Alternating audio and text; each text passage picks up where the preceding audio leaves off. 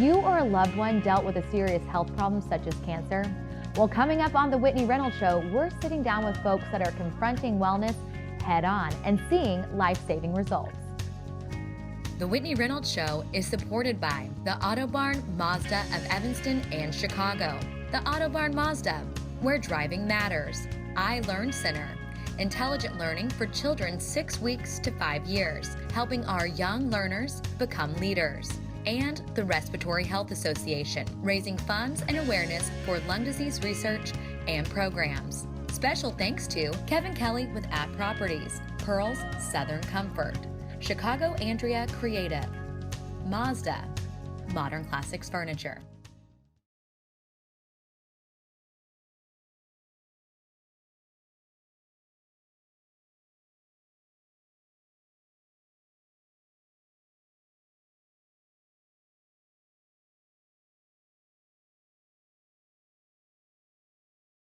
When it comes to cancer or illness of any kind, we often assume we must use the traditional road to healing. However, today's guests are taking the road less traveled and hoping that their outcome will not only save their life, but also help others.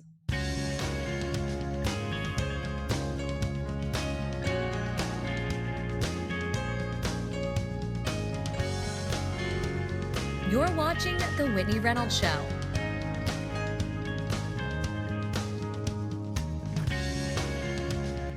A new form of treating breast cancer. Dr. Bretz is no stranger to the C word and has been treating this disease for years, yet recently started practicing a new plan of attack called cryotherapy. He is here to explain more. Welcome to the show, Dr. Bretz. Well, thank you for having me. It's a pleasure being here with you. Well, I want to get right to it because I was doing my research on the show, and what we're talking about today is game-changing when it comes to cancer treatment, especially for breast cancer. Tell us about cryotherapy. Yeah, cryotherapy is the ability to kill the cancer in the breast using liquid nitrogen, and we can do it in just a few minutes. The shortest time I've done is like a 2-minute for a very tiny tumor to 9 minutes, and they resume normal activity right after without even a single stitch. So when you say they resume normal activity, how exactly do you go about removing this cancer and not having recovery time? Actually, we don't remove the cancer. That's one of the things. We don't have like a lumpectomy. The cancer stays in there, and it's a freeze ball, and it takes about 6 months for that to be reabsorbed by the body.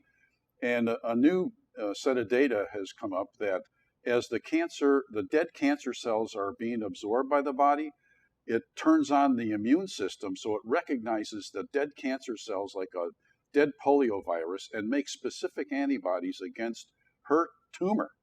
And so it's too early to tell whether that's going to result in less recurrences locally or longevity, increased survival, but it can't hurt.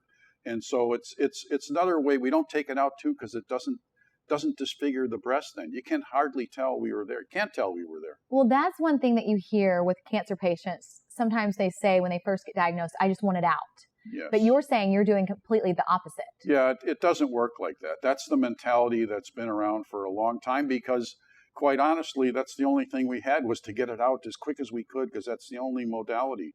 But it doesn't work like that. And my whole focus is to diagnose ultra small cancers, breast cancers that are about the size 4 to 5 millimeters. So it's about the size of an eraser head on a pencil. And at that size, generally, I can't say 100%, but most of those breast cancers have not attained the ability to have spread anywhere. How do you find it that early? Because that seems pretty early. Is that just with your annual check? No, that's things that got to change. Annual checks have to change. We have a genetics test now. So when the girls are ready, like when they're late 20s, early 30s, they come in. We do a genetics test, not BRCA1 and 2. That's only good for 10% of the population. 90% of the girls have no risk factors, basically. We thought it just came out of the blue, but it's abnormalities in the DNA molecule, which we can find now with a genetics test. So you're saying someone that's perfectly healthy. Yeah. So They have no idea that they have any type of cancer. Their mom hasn't had to have cancer or anything like that. Yes. Should still come in You and bet. take the test. Every woman should do the genetics test, because once we know your risk, we have maybe 2 or 3 decades generally to do lifestyle changes, dietary changes, and active prevention. There's at least 2 medications that are FDA approved to actually prevent breast cancer when you hit menopause. When you say that we have years to prep, how do you know how many years? Because this is all, I'm sure our viewers at home are kind of taking in what you're saying too, as this is not any way how it's done right now. No, correct. And how would you know people have years before the cancer would hit? Yeah, it's a genetics test that looks at abnormality. You call them SNPs, SNP, single nucleotide polymorphisms. They're just abnormalities in the nucleotides in the DNA molecule that's 3 billion base pairs long that makes up chromosomes. And so it's those abnormalities that give rise to risk, and not only risk, but when that risk will likely manifest. And so then as the time when we think the cancer is coming approaches, we accelerate our imaging because we use a modified military infrared, we use ultrasound, a device called Halo, Sure Touch. There's different things we can do.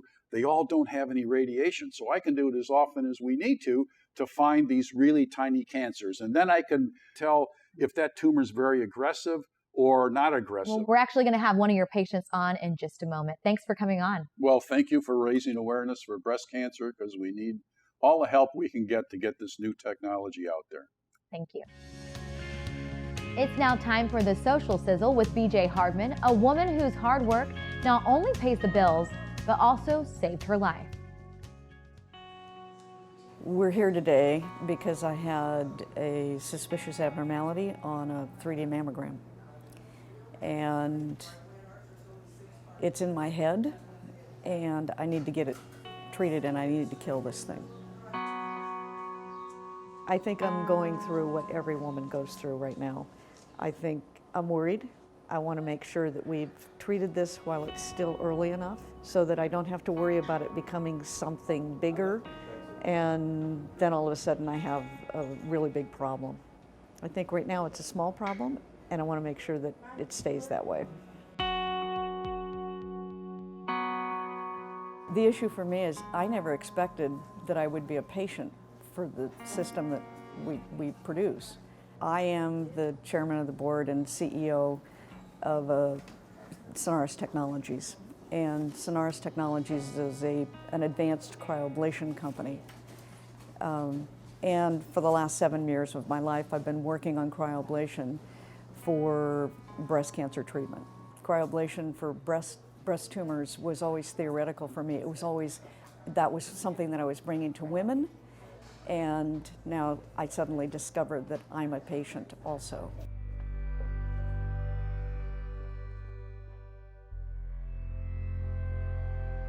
Okay, now we know what it is. It's DCIS, which is what we call ductal carcinoma in situ, which is the very early stage of breast cancer, the stage 0. Mm-hmm. Okay? Okay, I really appreciate this. All right, off we go to cryo. 1 in 8 women will be diagnosed with breast cancer during their lifetime, but I didn't expect it to be me.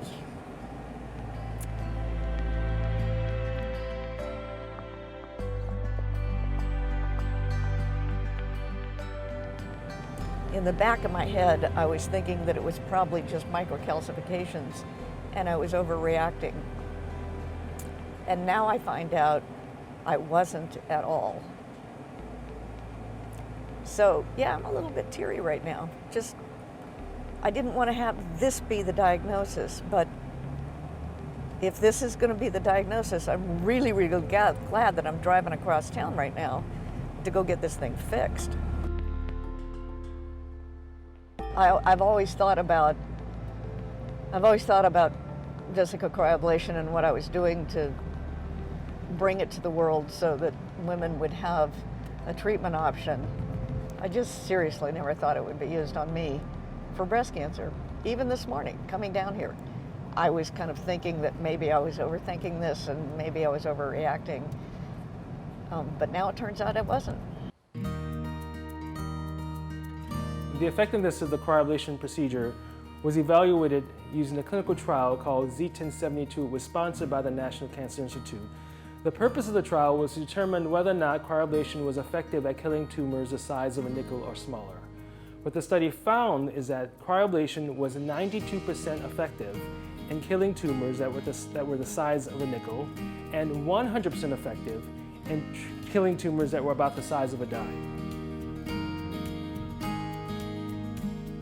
My own company's system solved my problem. It treated this very early cancer, and I'm tired, but I'm also so incredibly relieved. It's just incredible. I'm so thankful.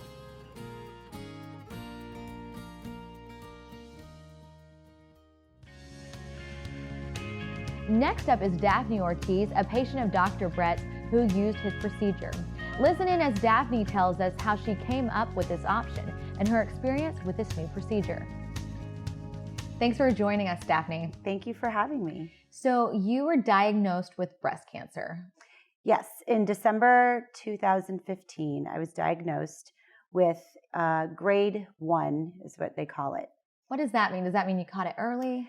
You caught it early. Also, it depends on the pathology report as to the type that you have, if it's spread.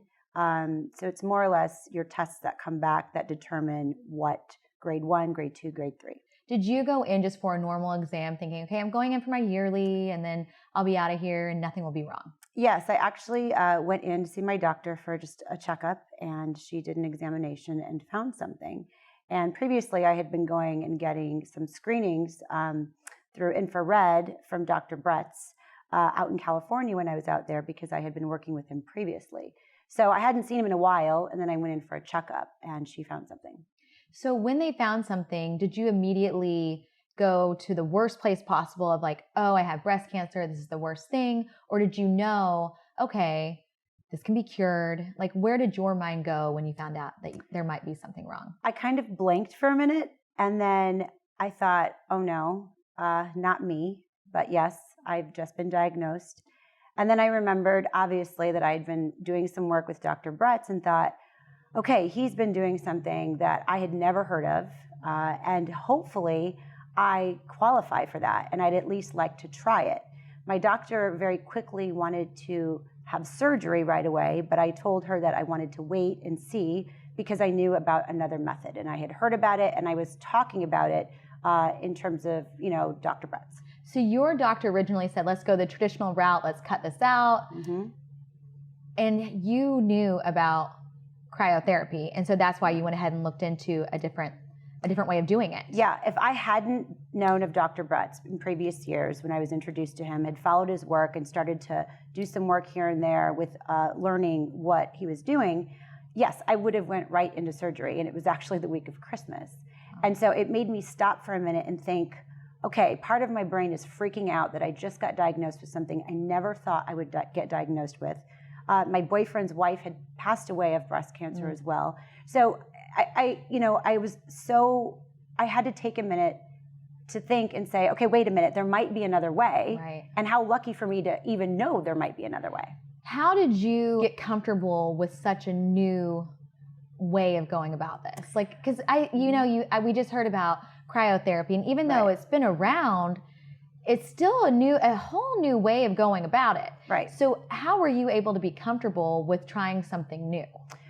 Since I had been following Dr. Brett's, he had explained some studies that he was doing through the years, and then I got to talk to some of his patients. I got to watch some of the videos, and so I got to understand the procedure more. And it's all in research. When you're diagnosed with anything or you scrape your leg, you're right away on the internet at WebMD or trying to find out, what do I do? What is this? Right. And so I did that with his work to see, is this for me? Is this something that it will work if I fit for the procedure? And to make sure that I'm confident, because a lot of times I'm feeling that doctors might influence your decision, and it's your body. Right. And so you get to choose. You do the research, and you work with your doctor to see what is the best method for you. And there was enough research out there that you were comfortable with going about it. Yes, and I met probably 8 to 10 women who have had it done successfully. And I mean, it was a true testament that it was working. So are you technically cancer-free now? Has it been absorbed like he explained? The way they say it, cancer-free, usually it has to be 5 years in order to say you're cancer-free. Okay. But after my procedure in January, I had a checkup. Then in July, I had a biopsy that said there are no cancer cells left in my breast. So as far as I'm concerned, I have no cancer in my body. That is amazing. But it's also part of being healthy. It's also part of recognizing you may have to change your regime in eating and the types of things that, even the ingredients and cleaning supplies. There's just a lot of other that you have to pay attention to besides just the fact that you had a breast cancer tumor. And is that because the cancer is now not in the breast that you feel like you need to change all this up, or is it so you don't get it back again? Well, so the way I've understood it is what Dr. Bretz does through cryo is he freezes it, kills it, and it dies inside your body. No surgery. Then, I'm working with a Chinese medicine doctor to boost my immune system so that should my body come into contact with any kinds of cancers, it can fight it off. So while the tumor is out, I think you have to also take the proper precautions so that you lead a healthy life, so that no other cancers can start up in your body, or if you come into contact. So interesting. So many new ideas on this show, and the show is called Confronting Wellness, and that's exactly what you're doing. So thank you for coming on today. Thank you for having me. It's now time for our viewer's voice, where we have you weigh in. This week's question is, if faced with a serious illness, would you look into all your options? I would definitely look into all of my options. I would do the research on the internet. I would talk to doctors. I live in Buffalo area. Cleveland Clinic is close. I would contact them, especially if it was someone I loved. If I was faced with a serious illness, I would definitely look into all of my options, because I don't always feel that the traditional route is the way to go. I think there are different kinds of medicinal uses throughout the world, and we should try all of them. I have faced a serious illness, and I did look into a variety of treatments, but I'm also someone who's based on facts and data, so I think it's important to collect data as well as while you're looking into various options. There's a lot of therapies for cancer and for other diseases that are completely untested, sort of passed down from mother to daughter to grandmother, that sort of thing. Using onions for stage 4 skin cancer, for example. There's a huge developing body of information on how to treat cancers of all different kinds that's tested by scientists in laboratories and clinical investigations, in hospitals, on real people. And that, I think, provides the absolute best information on how to take care of any kind of disease, be it cancer or otherwise. So I think the best way to answer that is that although alternative therapies might be fun if traditional therapies have given up and there's no cure, absent that, I would never investigate anything other than a well-proven, scientifically validated treatment. Jenny Mannion, Huffington Post contributor and author of A Short Path to Change, is here today to talk about mental healing. She herself went through severe chronic illness and disease, as well as chronic pain. Jenny's life shifted and her spiritual journey began. She is here to explain more. Jenny, thanks for coming on the show. Thank you so much for having me. So today's show is all about confronting wellness, and our guests have been taking a whole different approach to cancer. And you wrote a book about something that changed your life when it came to health. Absolutely. I had been sick for 7 years. I was in my mid-30s, and I was told that I would probably be in a wheelchair as soon as a year. I had been diagnosed with several diseases, and I was able to change my health and be healthy for the last 10 years by really changing my mind and changing the way I talk to myself. And it ignited my passion for helping others do the same, change any aspect of their life, with just paying attention to how we speak to ourselves and being kind and loving to ourselves. It sounds kind of like a wild thought when you say I can change my whole health based on my thinking. So explain that. Well, when I was sick, to give you an example, I woke up and told myself how sick I was. Ow, my legs. I wonder if I'll be able to drive my kids to school today. It was very negative thinking. One of the things that helped me to heal was to learn that our body's always recreating cells. So we're 99.9% new every 11 months. So what we're telling ourselves really does contribute to what kind of cells are being made. So if I'm telling myself I'm sick all the time, I'm not even giving my body an opportunity to create those healthy cells. You hear of this. You hear people say your mindset, changes the way you live, but this literally changed the way you live. Changed the way I live, felt. I was told I always loved dance. I was told not to dance anymore, that I was doing my body a disservice by dancing. I was told all these limits. And I just said, well, what if I stopped believing these limits? What if I started talking healthier to myself and started paying attention to what was working in my life? Dove into a lot of teachers like Wayne Dyer and Deepak Chopra, people that had been around for a while doing these teachings, and just started to learn about the power of the mind. So in your book, you write about this. Yes, it's called The Short Path to Change, 30 Ways to Transform Your Life, and it's broken into 4 sections. First section's all about getting rid of the old stuff. We need to get rid of the old stuff before we can start anew. Things like forgiveness. Self-forgiveness is really important. We're all hard on ourselves.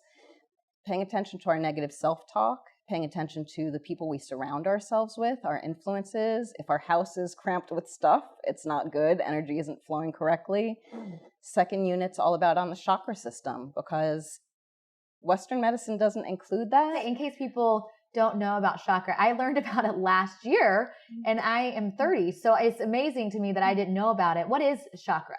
Chakra is a spinning wheel of energy in our body, and it controls all our messages from our tribe. So if we've heard negative messages and limiting beliefs from our parents, we might have trouble with our feet and legs. It actually causes trouble like walking on this planet, feeling comfortable on this planet. Is this doctor certified? Yeah, this is Eastern medicine is based on this, like acupuncture has the chakra system built in. This is based on actually ancient wisdom, but Eastern medical system includes the energy system, whereas the Western medical system really does not. And in your own life, you've seen this work.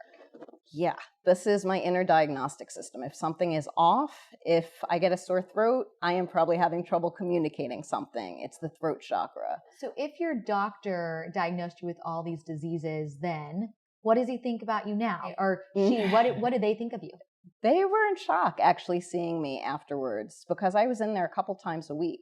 Wow. And I had said to myself, you know what, I'm not going to go to the doctor for a little while, because that is reaffirming how sick I am. And I didn't have anything where I needed to see the doctor. They were doing more tests, more diagnoses. So yeah, he just looked at me in shock and said, really, you're healthy? How is that possible? But it's been 10 years. 10 years. And you would say it was all because of the mindset. Absolutely. So people at home that might be sick, would you still recommend them going to the doctor? Yeah, I mean, and I think that, God forbid, there's an injury or there's sudden illness, I would suggest going to a doctor, definitely. But I think we do not recognize how powerful we are. And I have a doctor in my town, she's wonderful, and she left traditional medicine to have a practice where she can see patients for an hour, because she asks them, what else is going on in your life? Because if you're going through a painful divorce, if you've had someone close to you die, these are all going to affect your health and well-being. Any stressful situations, if you're going to a job you can't stand every day. So to look at the whole body instead of to just look at the biology and the symptoms of things is really important. So interesting. So tell us about the chapters of the book. A Short Path to Change, 30 Ways to Transform Your Life. 30 ways seems like a lot of ways to change your life. I feel like you'd have to create a whole chalkboard of like, okay, step 1. So what are these kind of steps? Okay, so the first unit, as I mentioned, was all about the present moment. So it gives instructions on how to really start paying attention to your thoughts. Okay. And things like forgiveness and self-forgiveness. There's a really easy tool. It's a little tool called Ho'oponopono, which is a little exercise, a prayer that you can do. But there are little exercises you could do even with the negative self-talk. You could wear a rubber band around your arm, and every time you hear yourself saying something negative, snap it. Bring yourself back to that present moment. Second unit's all about the chakras. I take you through every chakra, through like meditative exercises. How long is this book? It's only like 260 pages. It's Oh, short. I believe in very easy tools, because we resist everything. We self-sabotage. That's in the fourth quarter of my book. So it's really about taking those little bits of time. I say that we're always sending messages out. Our brain is always working on overtime. We're always talking. What are we sending out there? It's like a jumbled signal on a radio frequency. But if we stop and get present and say what we do want, we're sending out a strong signal for what we want. I love that. The whole third section of my book is on the present moment. So in the present moment, the changing your mindset, all this will lead to a healthier life. Absolutely. Okay. All our power is in the present moment. If we're in the past, we're usually regretting something. If we're in the future, we're usually worrying about something. So in the present moment holds all the power. We can decide how we're going to react. Someone yells at us and we're reactionary. Right. Might not be the best thing. If we're present, we can decide how we're going to react to them and choose our emotions and choose our words carefully. Well, I love that. And that's great advice. Thank you so much for coming on today. And I love your story that you changed your own health based on being positive. Yes, I did. And I help other people to do the same. I know we can all do it. Okay, great. Thanks for coming on. Thanks so much for having me, Whitney. It's a pleasure being here. Options are your friend, and our guests today have shown us that by being aware of our health options, we can live a significantly fuller and more proactive life. While having dealt with serious diagnosis, our guests have prevailed and conquered their health issues and are alive and healthy today. For more information on today's show, go to WhitneyReynolds.com. The Whitney Reynolds Show is supported by the Autobarn Mazda of Evanston and Chicago. The Autobarn Mazda, where driving matters. I Learn Center, intelligent learning for children 6 weeks to 5 years, helping our young learners become leaders. And the Respiratory Health Association, raising funds and awareness for lung disease research and programs. Special thanks to Kevin Kelly with At Properties, Pearls Southern Comfort, Chicago Andrea Creative, Mazda, Modern Classics Furniture.